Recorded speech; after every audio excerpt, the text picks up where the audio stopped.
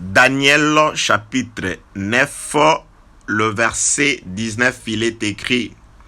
Là, c'est le prophète Daniel qui fait une prière à Dieu. Seigneur, écoute. Seigneur, pardonne. Seigneur, sois attentif. Agis et ne tarde pas, par amour pour toi, oh mon Dieu, car ton nom est invoqué sur ta ville et sur ton peuple. Là, il était en train d'implorer la grâce et la miséricorde, surtout le pardon de l'Éternel sur le peuple d'Israël qui était dans la servitude. La réponse à la requête, Dieu pouvait facilement dire, voilà, je pardonne. Voilà, je vous fais sortir de l'esclavage. Voilà, j'exauce. La réponse à la prière de Daniel. Daniel chapitre 9, le verset 23e, il est écrit. Lorsque tu as là, l'ange répond, explique à Daniel ce qui est arrivé. Donc, la réponse à la prière de Daniel. Lorsque tu as commencé à prier, la parole est sortie et je viens pour te l'annoncer. Car tu es un bien-aimé, sois attentif à la parole et comprends la vision. Donc, il a prié. La réponse, c'est la parole qui est sortie et la parole est arrivée. On est venu lui annoncer la parole. Je voulais te dire que écouter la parole, c'est la meilleure réponse qui puisse être par rapport à nos préoccupations, par rapport à tout ce que nous avons comme problème. Rien ne peut se résoudre de la part de Dieu, le seul d'ailleurs qui a une solution durable, voire éternelle à nos problèmes, sans que la solution ne vienne par la parole. C'est pourquoi, pendant leur détresse, quand ils ont crié, Dieu leur a envoyé la parole. Donc, c'est-à-dire, à toi qui as trouvé grâce, à toi qui écoutes l'enseignement, la parole, sache que dans cette parole se trouve la réponse à toutes tes préoccupations. C'est pourquoi Jésus-Christ pouvait même dire que vous êtes déjà purs à cause de la parole. Et quelque part, il prie, il dit encore, Père, sanctifie-les par ta parole, par la vérité, car ta parole est la vérité. Donc, la sanctification sans laquelle personne ne peut être agréable à Dieu ne vient que par la parole. Donc, c'est dans la parole que se trouve la réponse. C'est pourquoi Daniel prie, demande le pardon, la miséricorde. On vient lui annoncer la parole et on dit que tu es un bien-aimé. Et sache, aujourd'hui, toi qui vas écouter cet audio, Dieu va te parler parce qu'il t'a jugé son bien-aimé. Paix, grâce, miséricorde, salut de Dieu sur tout le peuple de Dieu, plus particulièrement à mes frères et sœurs de la Chine, habitant à la ville de Nguazo. Bien-aimés, nous sommes en train de poursuivre notre pèlerinage avec cet enseignement, cette instruction intitulée l'Exode ou le voyage d'Adam. Là, c'est la 8e intervention. Nous allons faire la lecture de notre passage des Écritures, notre texte de base. Je suis dans le livre de la Genèse, chapitre 2e. J'ai lu le verset 7 et 8. Il est écrit: L'Éternel Dieu forma l'homme de la poussière de la terre. Il souffla dans ses narines un souffle de vie et l'homme devint un être vivant. Puis l'Éternel Dieu planta un jardin en Éden du côté de l'Orient et il y mit l'homme qu'il avait formé. Bien-aimé, les désirs les plus ardents de mon cœur est que la parole de Dieu aille au-delà des oreilles. Que la parole de Dieu arrive jusque dans votre cœur. Que la parole de Dieu, comme étant une lampe, illumine les yeux de vos cœurs, de manière à ce que nous puissions nous rendre compte de toute la gloire, de toute la splendeur et de la magnificence de l'amour de Dieu qui s'attache à cet appel que nous avons reçu du Seigneur. Nous sommes en train de parler du voyage ou de l'exode, du fameux déplacement d'Adam. Donc nous avons compris que Adam est parti d'un point vers un autre point. Dans les Écritures, nous avons compris que Adam a habité, a séjourné d'abord la terre. Donc, il était une poussière mêlée dans la poussière. Donc, la première opération ou la première étape du voyage d'Adam, c'était la séparation d'avec la poussière. Dieu a commencé à séparer Adam de la poussière en général. Donc, cela a aussi été illustré dans les Écritures. Nous avons vu toutes ces choses dans les audios précédents. Dans ce qui est arrivé dans la vie d'Israël. Israël représente la poussière qui séjournait au milieu d'une autre poussière, c'est-à-dire Israël, le peuple de Dieu, descendants d'Abraham, se sont retrouvés captifs en Égypte. Donc c'est la poussière qui séjournait dans la poussière. Donc Dieu a promis à Israël d'habiter Canaan, c'est-à-dire un jardin, un lieu de repos qu'il avait préparé pour eux. Alors, pour faire à Israël ce voyage avait des phases. Donc, cela n'a pas commencé avec Israël. Donc, nous avons vu dans les Écritures que cela est aussi arrivé dans la vie d'Adam. De même que Dieu commence d'abord par séparer Israël de l'Égypte. Il le retire d'un peuple barbare, comme le dit le psalmiste dans le livre des Psaumes chapitre 114. Donc, il retire d'abord Juda, Israël, du milieu de l'Égypte. La première phase, la première opération était l'opération de la séparation. Donc, Israël qui doit être séparé, qui doit sortir d'abord du territoire égyptien. C'est ce que Dieu fait aussi avec la poussière. Au commencement, il retira la poussière de la poussière. Et lorsque cette poussière est retirée, la Bible déclare Dieu forma avec la poussière un homme. C'est-à-dire Dieu donna la forme humaine à la poussière. Donc nous l'avons aussi vu que lorsque Israël est sorti de l'Égypte, ils ont traversé la mer Rouge. Dieu a aussi donné une forme à Israël. D'après ce qui est écrit dans le livre de Exode chapitre 19, le verset 5 et 6e, la forme que Dieu a donnée à Israël, c'est il a fait d'Israël une nation, un royaume. Donc, il a commencé d'abord par leur donner les statuts d'une nation, les statuts d'un royaume. Donc, Israël a reçu ces statuts pas pendant qu'il était en Égypte. Donc, Dieu a commencé d'abord par le faire sortir de l'Égypte. Lorsqu'ils sont sortis de l'Égypte, ils ont traversé la mer Rouge. Exode 19, Dieu leur rappelle que c'est moi qui vous ai fait sortir de là sur les ailes d'aigle. Je vous ai conduit afin que vous soyez une nation de Dieu et un royaume saint, un royaume des sacrificateurs. Donc, Dieu donne à Israël, c'est-à-dire, ils deviennent plusieurs tribus, plusieurs peuples, mais Dieu leur donne un seul statut, c'est-à-dire, vous formez la nation israélite. Vous devenez le royaume des dieux, le royaume des sacrificateurs. Donc, c'est aussi ce que Dieu a fait avec la poussière. Il a séparé la poussière qui était éparpillée et il a donné à la poussière une seule forme, la forme de l'homme. Donc, plusieurs poussières qui reçoivent la forme de l'homme. Et nous avons compris que c'était grâce au sang de Jésus-Christ. Donc, il fallait qu'un homme meure. Par la mort de Jésus-Christ, la Bible déclare dans le livre de Jean, il est écrit qu'il était nécessaire que Jésus-Christ meure afin que par son sang, qu'il puisse réunir dans un seul corps les enfants de Dieu éparpillés sur toute la terre. Donc c'est le sang de Jésus-Christ qui nous a mis ensemble. C'est le sang de Jésus-Christ qui a fait de nous une nation. Si nous sommes nation, ce qui nous soude, ce qui est en train de nous coller, ce qui fait notre identité commune ou ce qui nous a donné cette identité, c'est la mort de Jésus-Christ. C'est par son sang que nous nous sommes retrouvés unis.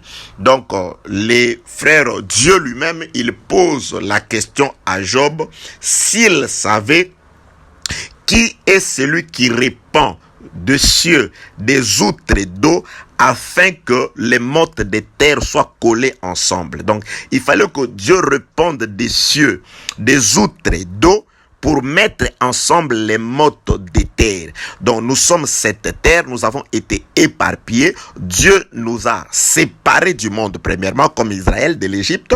Et après, il a fait pleuvoir sur nous. La pluie qu'il a fait pleuvoir sur nous, c'était le sang de Jésus-Christ. Car la véritable eau qui purifie, c'est le sang de Jésus. Qui a purifié, c'est le sang de Jésus-Christ.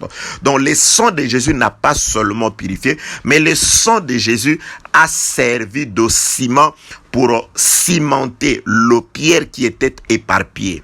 Nous étions un sanctuaire avant le péché d'Adam. Par le péché d'Adam, nous avons été détruit, le sanctuaire a été détruit et les pierres du sanctuaire ont été éparpillées. Maintenant, par la mort de Jésus-Christ, le sang de Jésus qui parle mieux que le sang d'Abel a parlé, et les pierres ont été réunis. Donc, c'est grâce au sang de Jésus que nous sommes devenus la nation de Dieu, que nous avons reçu les statuts d'un royaume des sacrificateurs. Que la paix, la grâce et la miséricorde de Dieu soient avec vous. Donc, nous sommes dans les voyages ou dans l'exode d'Adam. Adam sort de la poussière comme poussière éparpillée. Dieu donne à la poussière la forme de l'homme. Et nous avons dit que la prédication, car aujourd'hui les sons, parce que le frère Moïse, Dieu dit à Moïse qu'on ne mangera pas les sang parce que la vie se trouve dans les sangs. L'âme où se trouve la vie se trouve dans les sangs. Donc quand on parle du sang, on parle aussi de la vie. Car Jésus qui donne son sang, c'est sa vie qu'il donne pour le salut du monde. Donc c'est grâce au sang, les prédicateurs, lorsque nous enseignons, c'est-à-dire nous répandons le sang de Christ, nous annonçons le sang de Christ, nous faisons l'aspersion, et le sang de Christ que nous utilisons pour l'aspersion, c'est tout simplement la parole. Et la parole doit avoir le même objectif qu'a eu le sang de Jésus-Christ, qui était de réunir le peuple de Dieu dans un seul corps. Donc la parole doit nous donner la forme d'un homme. De même que Dieu, lorsqu'il sépare la poussière de la poussière, il donne à la poussière la forme de l'homme. Lorsque j'enseigne, je dois avoir dans la tête l'objectif de pouvoir donner à tout celui qui reçoit l'enseignement la forme de l'homme, pas n'importe quel homme, le seul homme qui a été présenté par Pilate. Voici l'homme, le Seigneur Jésus-Christ. Donc, la parole doit nous amener à atteindre la stature parfaite, pas d'un homme, mais de Jésus-Christ. La parole doit nous amener à devenir le reflet de Christ sur la terre. La forme que la parole donne, la seule forme, ce n'est pas la forme d'un bishop, d'un pasteur, d'un chef, parce qu'il y a des gens aujourd'hui, lorsqu'ils enseignent, ils veulent donner aux gens la forme d'un homme, ou la forme, leur propre forme, que les gens puissent les accepter, que les gens puissent les avoir. Or, la parole doit, la forme qu'on donne à la poussière, c'est la forme de l'homme. Et l'homme, c'est le Seigneur Jésus-Christ. Que la paix, la grâce et la miséricorde de Dieu soient avec vous dans le nom précieux, glorieux et tout-puissant de notre Seigneur Jésus-Christ. Donc, la poussière qui est séparée de la poussière, Dieu donne à la poussière la forme. Dieu fait sortir Israël du milieu des nations des Égyptiens.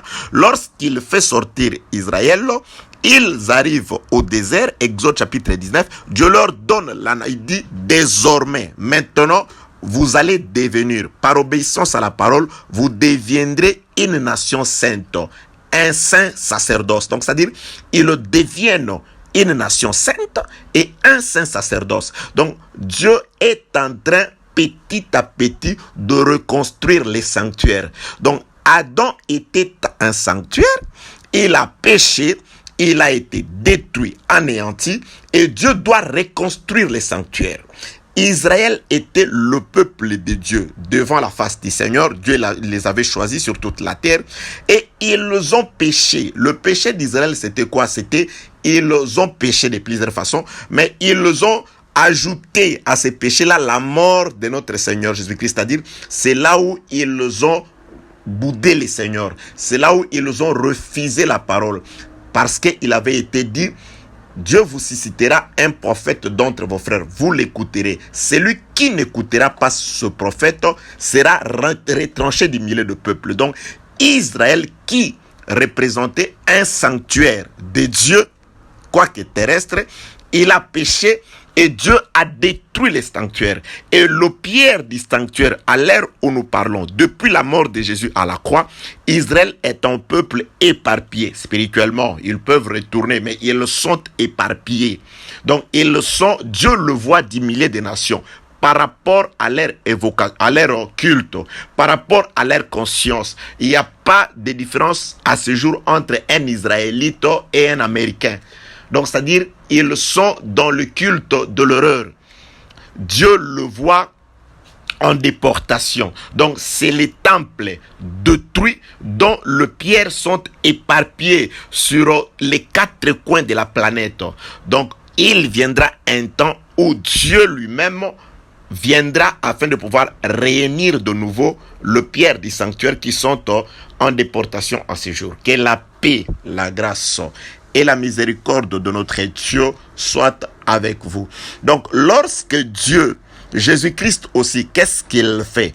Quand il est venu, il a choisi du milieu de tout le monde, il a choisi un petit nombre de gens. Et quand il a choisi ce petit nombre de gens, Jésus-Christ doit mourir pour ces hommes-là. Et quand il meurt, le frère Jean dit, il va réunir ces gens-là dans son corps. Donc, il donne la forme que nous recevons par la parole, c'est la forme de l'homme. C'est pourquoi, bien-aimés dans le Seigneur, dans tout ce que nous faisons, nous disons devant le peuple de Dieu, dans les enseignements, dans les exhortations, même dans la prière, l'objectif ne doit être qu'un seul, faire que tout le monde devienne comme l'homme, c'est-à-dire nous donner l'identité de l'homme, car nous avons dit ce que Dieu dit dans le livre d'Exode chapitre 19, que vous deviendrez une nation, une sainte nation, un saint sacerdoce.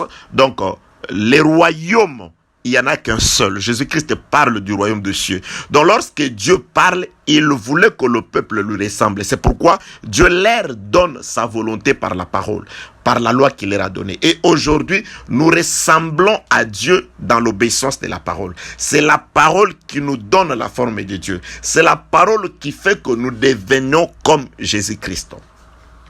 Que la paix, la grâce et la miséricorde de Dieu soient avec vous. Il est écrit, je relis le verset 8, le verset 7 de Genèse chapitre 2. L'Éternel Dieu forma l'homme de la poussière de la terre, il souffla dans ses narines un souffle de vie, et l'homme devint un être vivant. Donc, c'est-à-dire, la première des choses, nous l'avons vu, c'était séparer la poussière de la poussière. Ça, c'est écrit dans le livre de Genèse chapitre 3, le verset 19.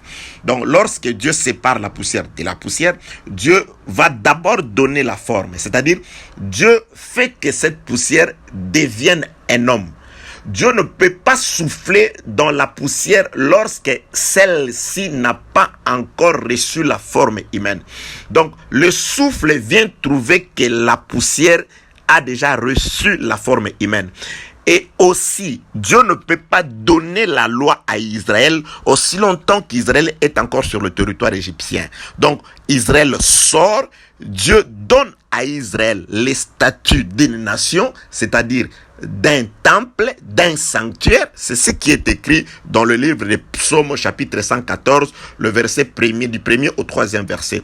Lorsque Israël se sépara d'un peuple barbare, il devint le domaine de Dieu et Juda devient un sanctuaire. Donc, on devient un sanctuaire après la séparation. Donc, l'objectif de Dieu, c'est que Dieu est en train d'amener Adam à devenir un sanctuaire. Mais on ne devient pas un sanctuaire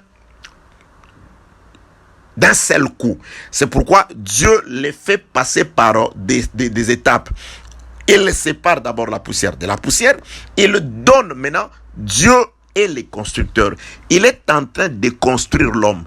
Il prend la poussière comme étant un architecte et un constructeur, il a dans la tête l'image de l'homme. C'est-à-dire, lorsque Dieu est en train de construire, lorsque Dieu est en train de former, il sait ce qu'il est en train de faire.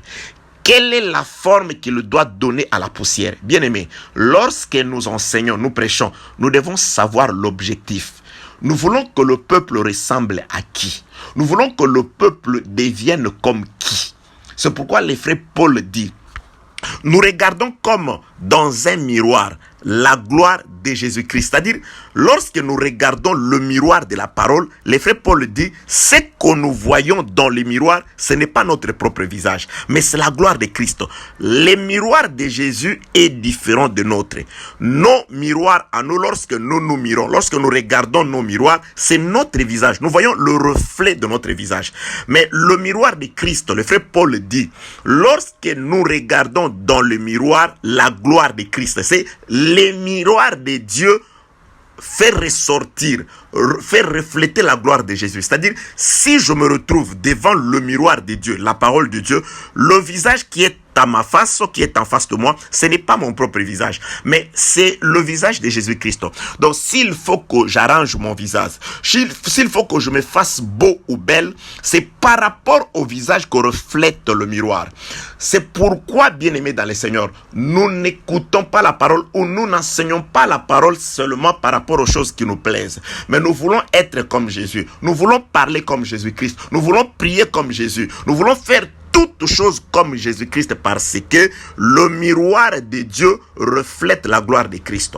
C'est ce qui a été dit dans le livre des Proverbes. Dans l'eau, le visage répond au visage. Ça, c'est le proverbe qui dit. Dans l'eau, le visage répond au visage. L'eau de la parole, notre visage doit répondre au visage. Mais le visage qui apparaît dans l'eau, le frère Paul explique, c'est la gloire de Christ. C'est le visage de Jésus-Christ. Donc l'homme parfait, c'est Jésus. L'homme que nous devons imiter, c'est Jésus-Christ. L'homme que nous devons calquer, c'est Jésus-Christ. Aujourd'hui, il y a des gens qui veulent être comme les stars du monde. Ok. Il y a des gens qui veulent être comme certaines personnes. Mais je nous dis que l'homme à imiter, c'est le Seigneur Jésus-Christ. L'homme qui doit nous attirer, c'est le Seigneur Jésus-Christ. Le plus beau d'entre 10 000, c'est le Seigneur Jésus-Christ. Le seul homme d'entre tous, c'est le Seigneur Jésus-Christ. C'est pourquoi la femme doit refléter la gloire du mari. La femme doit être l'image, le reflet de l'homme sur la terre. Que la paix, la grâce et la miséricorde de Dieu soient avec vous. Donc, lorsque Dieu sépare la poussière de la poussière, il donne une forme à la poussière, c'est la forme de l'homme. L'homme, la poussière reçoit la forme de l'homme et Dieu doit maintenant procéder à l'étape de souffler, de donner le souffle, de donner un vent qui sort de lui. Maintenant, Dieu, après avoir de la terre retiré la poussière, des choses de la terre donné une forme, là, Dieu n'utilise rien de ce qui est à lui. Maintenant, lorsque la poussière reçoit la forme voulue par Dieu, c'est-à-dire la forme de l'homme, c'est alors que Dieu va récupérer quelque chose qui va sortir de lui. Et il va donner dans l'homme. Il va mettre cet homme dans l'homme. C'est cette chose-là dans l'homme. Et la Bible déclare, Dieu souffla dans l'homme.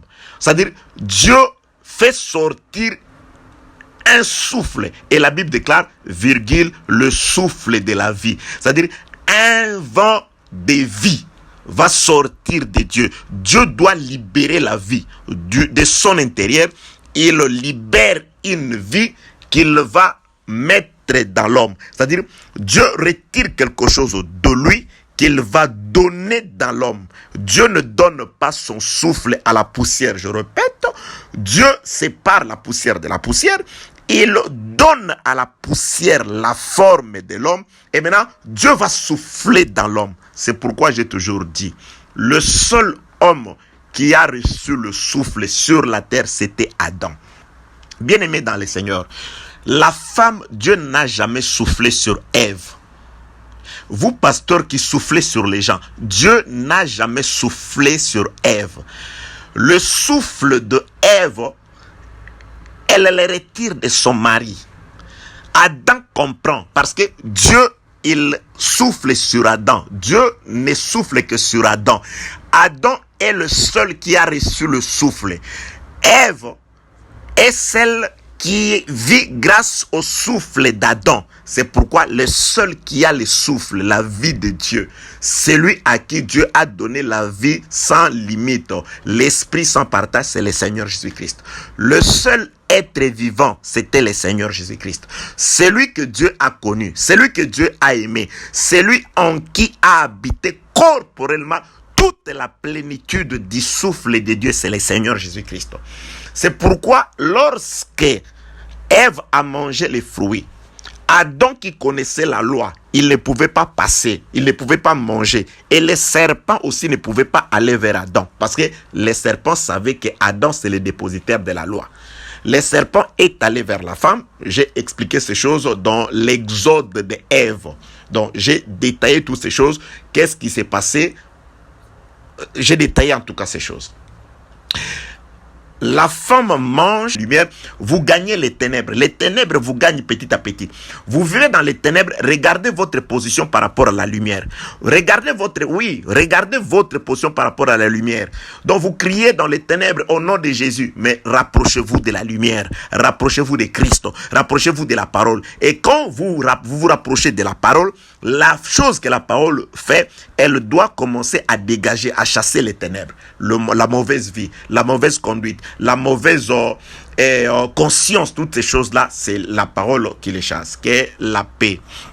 La grâce et la miséricorde de Dieu soient avec vous. Donc, Dieu sépare la poussière de la poussière. Dieu donne une forme à la poussière. C'est alors que Dieu doit souffler. Dieu doit retirer quelque chose en lui et il doit la mettre dans l'homme. Le souffle de vie doit sortir de Dieu pour aller vers l'homme.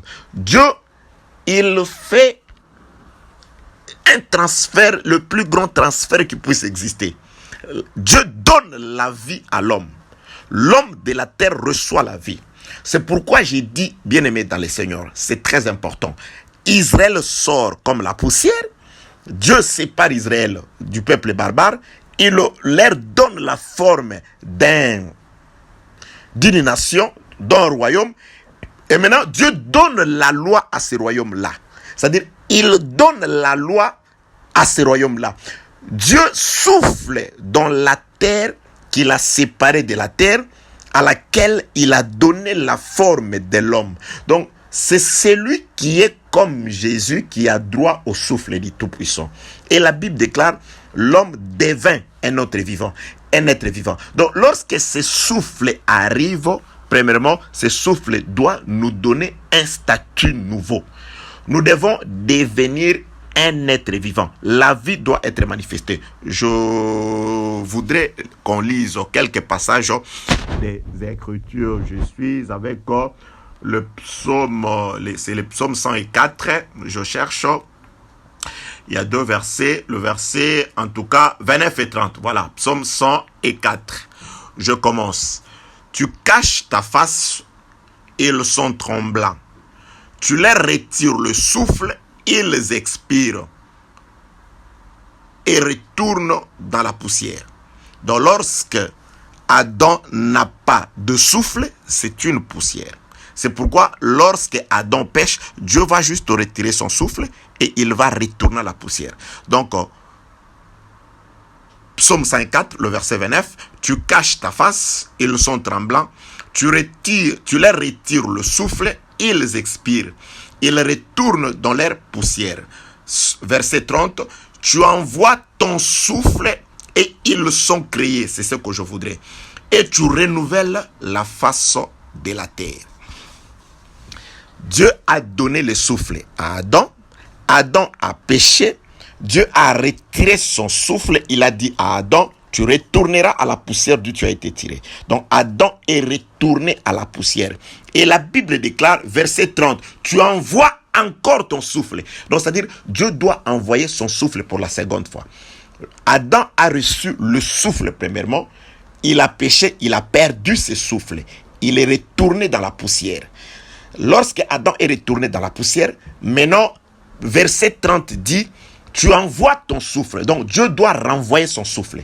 Et lorsque le souffle vint pour la seconde fois, là c'est par le Seigneur Jésus-Christ, à travers l'enseignement. Et la Bible déclare, tu envoies ton souffle et ils sont créés.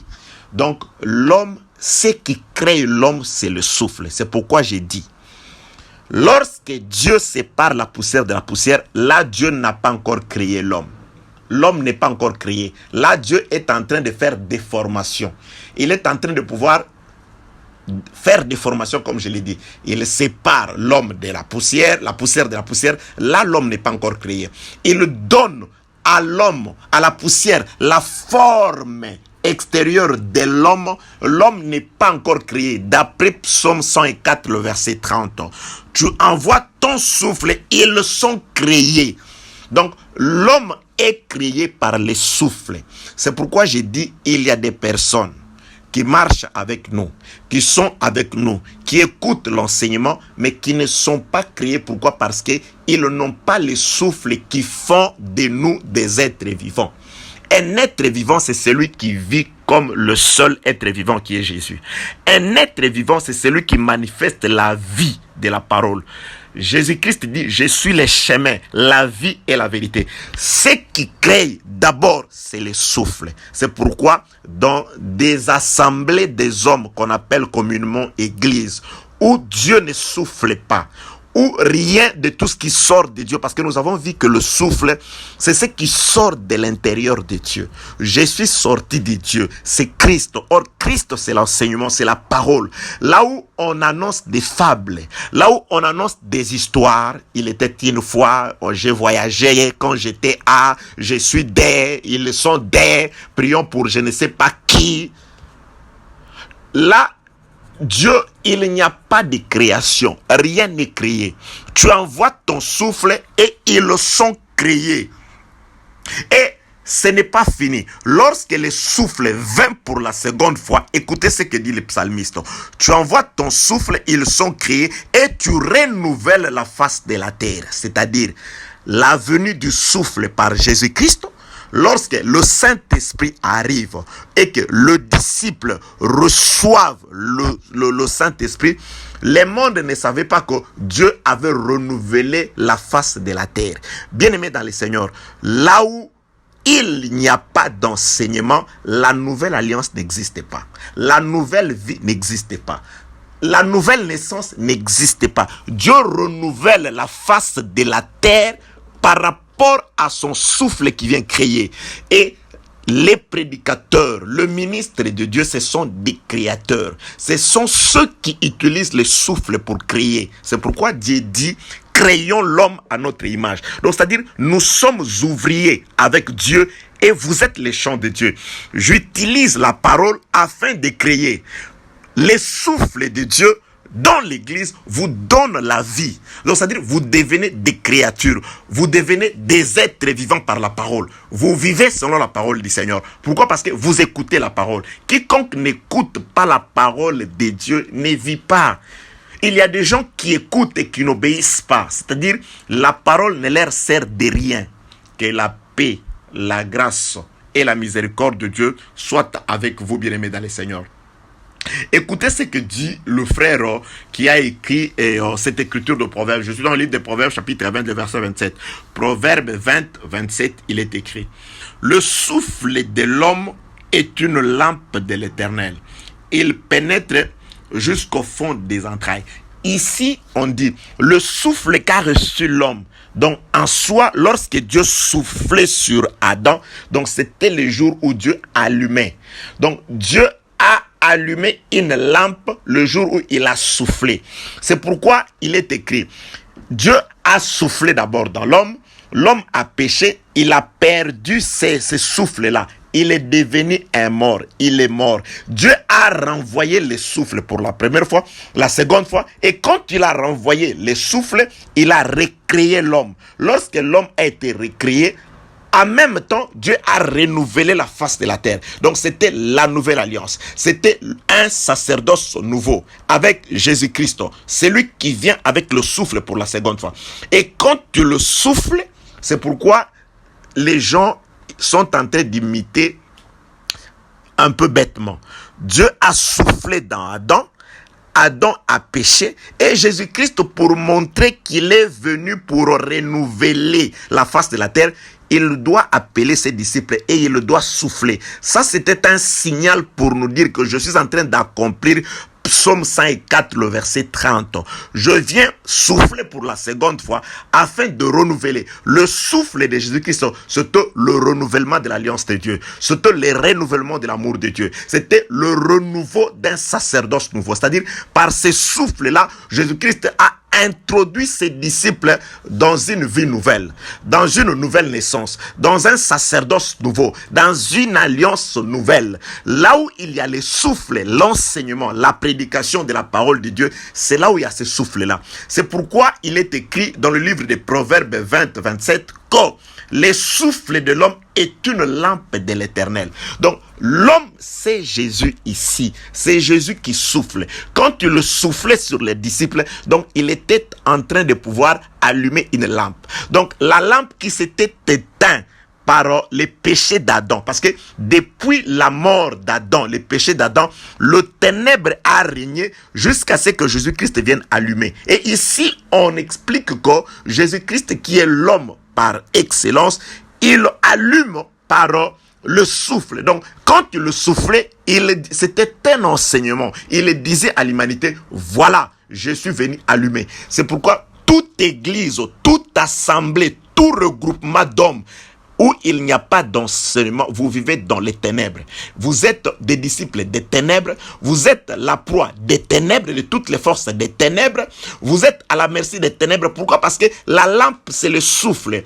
Et Job dit, Job chapitre 32, verset 8, c'est Éliou qui le dit, dans l'homme, c'est le souffle du Tout-Puissant. Donc, c'est l'esprit, c'est le souffle du Tout-Puissant qui donne l'intelligence.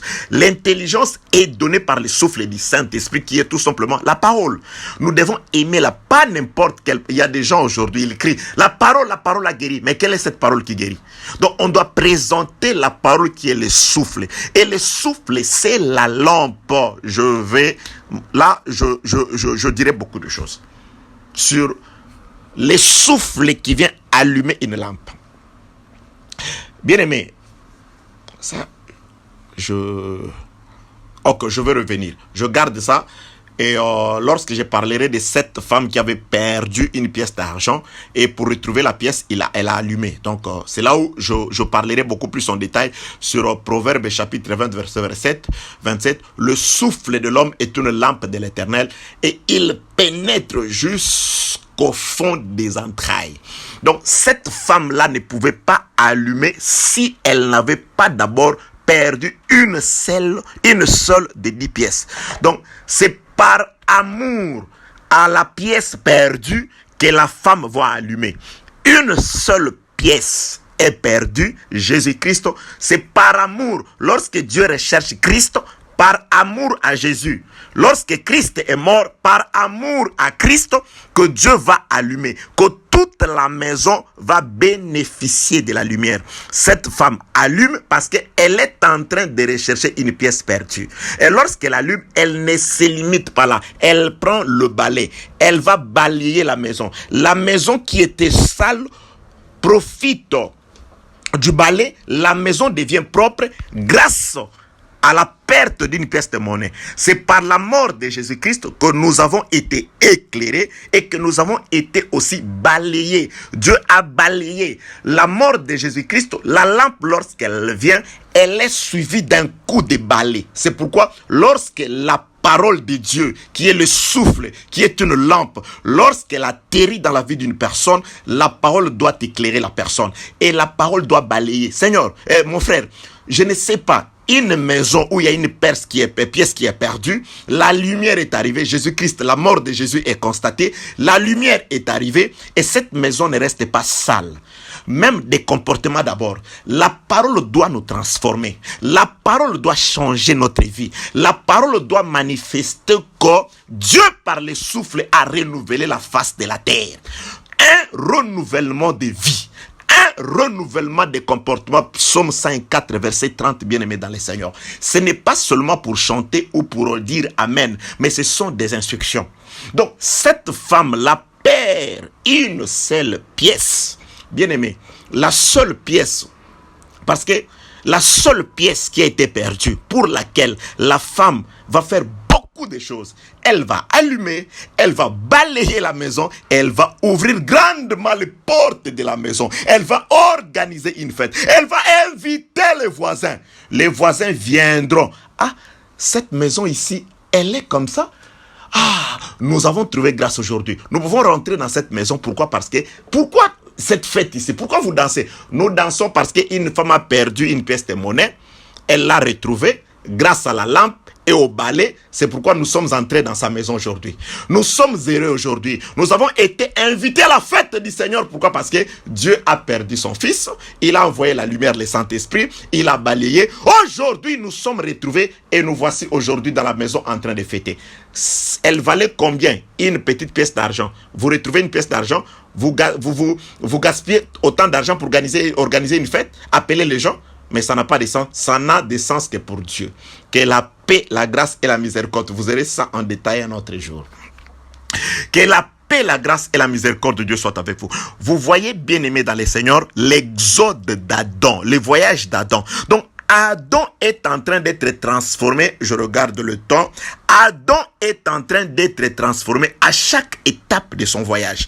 Première étape, elle est séparée du monde. Deuxième étape, il reçoit la forme de Jésus, la forme d'un homme.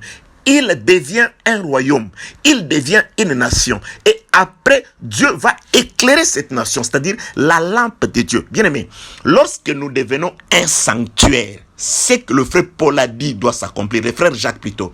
Ne savez-vous pas que vous êtes les temples du Saint-Esprit et que l'Esprit de Dieu habite en vous? Ça, c'est Paul qui l'a dit. Et Paul, frère Jacques dit, Dieu habite en nous par sa parole. Donc, lorsque nous devenons un sanctuaire, Dieu nous construit à sa façon parce qu'il est le seul architecte et constructeur. Il a en tête le plan de ce qu'il veut que nous devenions. Et ce qu'il veut que nous devenions, c'est le Seigneur Jésus-Christ. Atteindre la stature parfaite de Christ. Et il a entre ses mains ce qu'il va utiliser pour nous faire parvenir comme Jésus. Et une fois que nous devenons les sanctuaires voulus par Dieu, c'est alors qu'il va allumer. Proverbe 20, 27. C'est alors qu'il va donner son souffle. Les disciples séparés du monde, retirés dans une maison, dans la chambre haute, c'est là où Dieu va faire descendre son esprit. Et le Saint-Esprit, lorsqu'il descend, ce sont ceux qui reçoivent l'esprit qui vont aller communiquer après que la paix, la grâce et la miséricorde de Dieu soient avec vous. Vous voyez, bien-aimés dans le Seigneur. Donc, la poussière est séparée. De la poussière, elle reçoit la forme de l'homme et Dieu vient souffler. Je dis que le souffle, c'est ce qui sort de Dieu. Bien-aimés, vous ne pouvez pas dire que vous transmettez le Saint-Esprit ou vous enseignez la parole sans qu'on puisse se rendre compte que le souffle que Dieu a donné, c'est un souffle de vie. C'est un souffle qui sort de Dieu. La fois prochaine, je parlerai du souffle comme étant le souffle de la destruction. Et vous allez vous rendre compte aussi, là je voudrais exhorter, il y a un passage d'écriture, psaume, là où on dit, les fils de l'homme tous sur une balance, psaume 62, verset 9, il est écrit. Oui, vanité, les fils de l'homme mensonge, oh là là. Psaume chapitre 62, le verset 9, dans d'autres versions c'est le verset 10, ici, c'est le verset 9, il est écrit, psaume 102.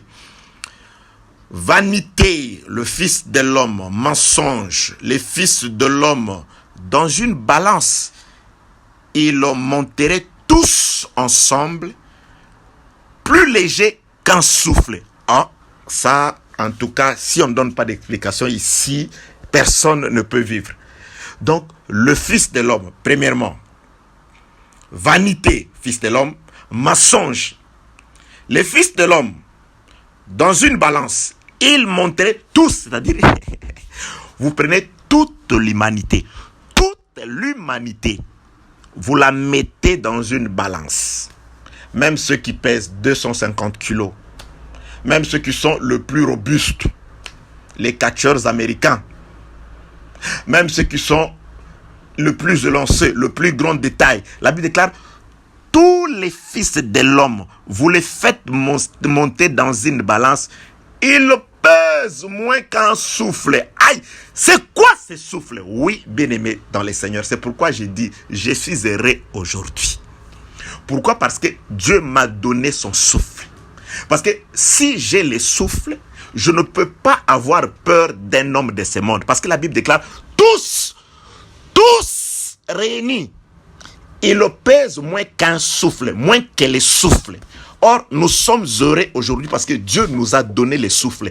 Il nous a mis du souffle. C'est-à-dire, nous pesons plus que le monde.